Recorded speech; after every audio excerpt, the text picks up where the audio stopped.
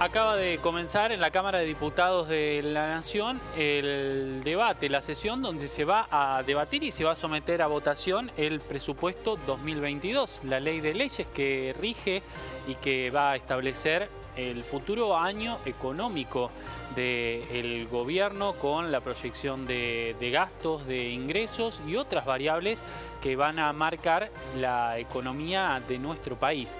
El proyecto que fue presentado durante esta semana por el ministro Martín Guzmán y que hoy va a ser defendido por los diputados del oficialismo, proyecta, por ejemplo, una inflación del 33%. Esto es después de un año en el que se había proyectado una inflación del 29%, pero que va a terminar siendo del 50%, y un crecimiento del 4% del PBI, entre otros de los puntos que se están marcando. En el medio, muchas pujas desde las provincias por parte de gobernadores afines y no tan afines que piden por la inclusión de ciertos proyectos y de ciertos fondos en el presupuesto. Todo eso se va a estar debatiendo hoy en un debate que seguramente será muy largo, porque si bien hay quórum para que se debata el proyecto, todavía el oficialismo no tiene asegurados los votos para poder aprobar esta ley de leyes. Y esto sin dudas complica a un gobierno, no tener una ley de presupuesto.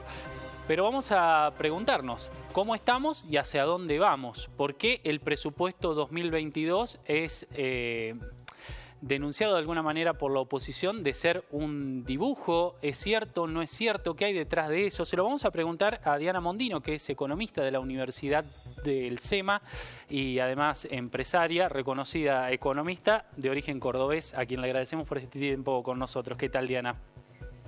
¿Qué tal? ¿Cómo están ustedes? Muy bien, gracias. Gracias por atendernos y por ayudarnos a entender un poco qué hay detrás de este debate y sobre todo lo que ha generado particularmente este debate de la Ley de Presupuesto 2022 en una situación económica que para la Argentina siempre es acuciante, pero ahora en particular, porque además estamos viendo la posibilidad de un acuerdo con el Fondo Monetario Internacional. Bueno, a ver, son varias preguntas todas juntas. Por de pronto haya o no un acuerdo con el Fondo Monetario, no está previsto en el presupuesto. Es decir, los pagos que hubiera que hacer, si es que hubiera que hacerlos, no están en este presupuesto. Con lo cual, daría la sensación de que el gobierno o prevé no hacer verdaderamente el acuerdo o con una serie de recursos excedentes que están en una forma muy extraña en el presupuesto, hacerlo. ¿Y cuáles son estos fondos excedentes? Y la famosa manijita, ¿no? Pero la manijita genera, la maquinita genera pesos, no dólares. Así que no sé cómo se podría hacer. ¿Vamos al presupuesto? El presupuesto tiene una serie de supuestos que a mí me parecen de un optimismo exageradísimo. Se espera una inflación de solo 33%, una modificación en el tipo de cambio hasta 132 pesos a fin de año, y la verdad que esos son supuestos extremadamente optimistas. Pero con esos supuestos, el gobierno puede aún así mostrar un alto aumento en sus ingresos, a pesar de lo cual hay déficit. Entonces, ha habido muchos economistas muy serios que han criticado, digamos, la caradurez, para decirlo de alguna manera, la caradurez de estos supuestos. Ellos han analizado pormenorizadamente el presupuesto. Yo lo que te puedo decir es que si tenemos un país en déficit y se prevé un aumento de ingresos, ¿para qué inventas más gastos que los que ya había? Entonces, vamos a seguir con déficit menor que el del 2021, pero, digamos, si hay déficit, necesariamente tiene que haber maquinita o más deuda. Como más deuda no vamos a tener, se arregle o no con el Fondo Monetario, va a ser difícil que haya deuda genuina, importante, relevante. Bueno, pues ya sabemos que entonces va a haber que haber nueva emisión monetaria.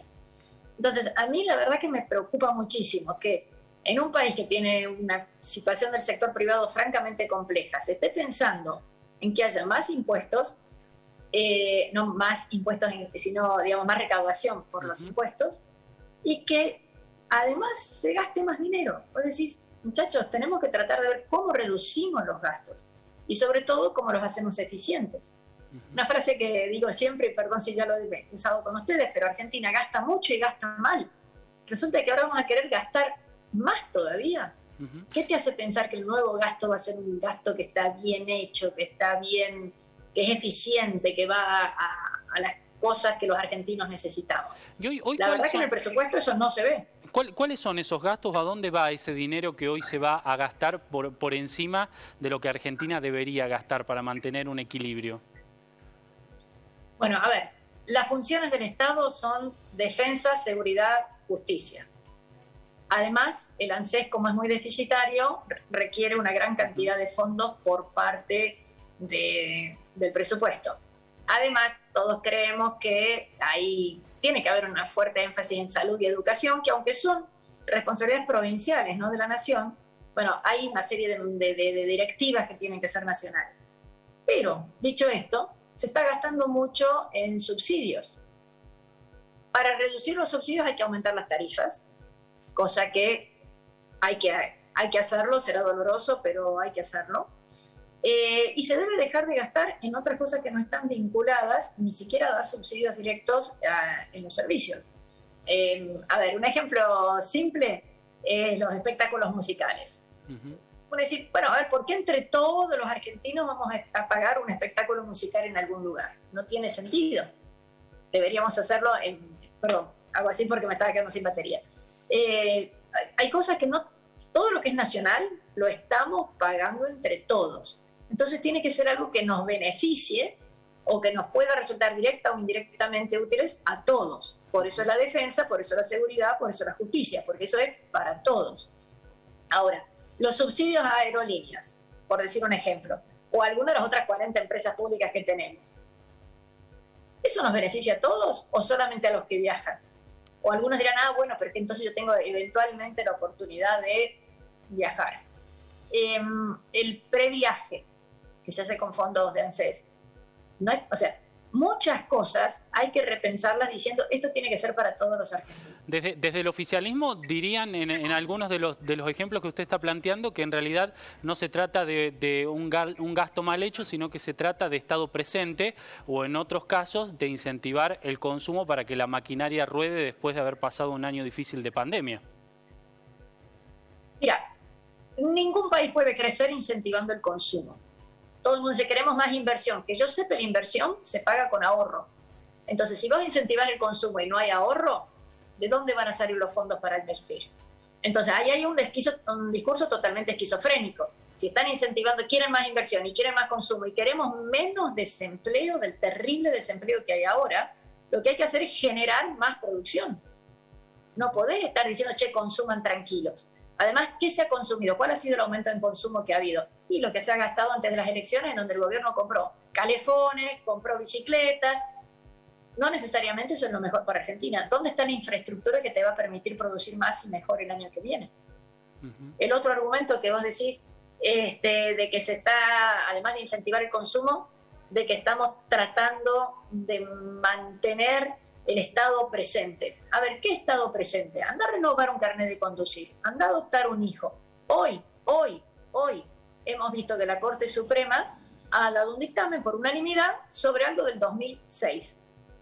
Desconozco la importancia del tema, debe ser muy grave porque están todos los titulares de los diarios. Pero 15 años.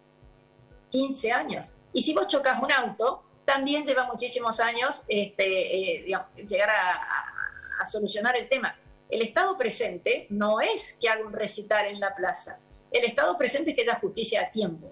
El Estado presente es que no haya baches en las calles. Eso es nación, provincia y municipio. También no nos la agarremos solo con la nación. Eso es el Estado presente. Que si querés adoptar una criatura lo puedas hacer fácil, no que estés 15 a 18 años esperando a ver si están o no están los papeles. Hay muchísimas cosas en donde el Estado presente no es vender pescado en la calle. El Estado presente no es toquetear el precio de 6 cortes de carne en la cosa. En todo caso, facilitarle a los productores agropecuarios y al transporte y la sanidad y todo eso para que sea mejor, más fácil, más rápido poder hacer el producto que tiene y que eventualmente el costo sea más bajo. Diana. El Estado presente no es dar monopolio a las empresas, independientemente que después terminan siendo de un amigo del poder. El Estado presente es que hagan las cosas que tienen que hacer. Que no haya que hacer cola afuera un día de calor o de lluvia para poder hacer un trámite. Diana, me gustaría preguntarle por último, con su vasta experiencia en el mundo de la economía y en los vaivenes particulares de la economía argentina, ¿qué proyecta, qué está viendo para el año 2022? ¿Con qué nos vamos a encontrar? ¿Cuál va a ser el escenario en el que nos vamos a mover los ciudadanos de a pie? Mira, es bastante difícil porque eso dependería de lo que en el Poder Ejecutivo consideren que son las prioridades. Las que se dieron en el presupuesto podrían dar lugar a un notable crecimiento, pero digamos, la inversión pública va a ser menos del 3% del presupuesto, del PBI, menos del 3%. Y voy a decir, no, muchachos, se están cayendo en pedazos las escuelas, los hospitales, las rutas, los puertos. O sea, debería haber muchísima más inversión pública. De todas maneras, aún con estos indicadores que no son tan lindos como uno quisiera, ¿qué puede pasar en el 2022? Me animo a equivocarme mucho. Si me hubieras preguntado qué iba a pasar en el 19, qué iba a pasar en el 20, o en el 20, en el 21, jamás se me hubiera ocurrido la pandemia ni la cuarentena. Así que, digamos, dicho estas cosas que son totalmente imprevistas, es muy poco probable que Argentina tenga un gran crecimiento. Sí vamos a crecer porque los argentinos empujamos y nos inventamos algo, porque la economía en negro creció mucho, entonces hay gente que de alguna manera puede seguir subsistiendo, y vamos a seguir creciendo porque probablemente vayamos a tener una buena cosecha de maíz, etcétera. Si eso ocurre, vamos a estar bastante bien. Bueno, nos quedamos con eso entonces. Allí está la esperanza. Diana Mondino, muchas gracias por este tiempo con nosotros. Hasta luego. Gracias a ustedes. Hasta luego.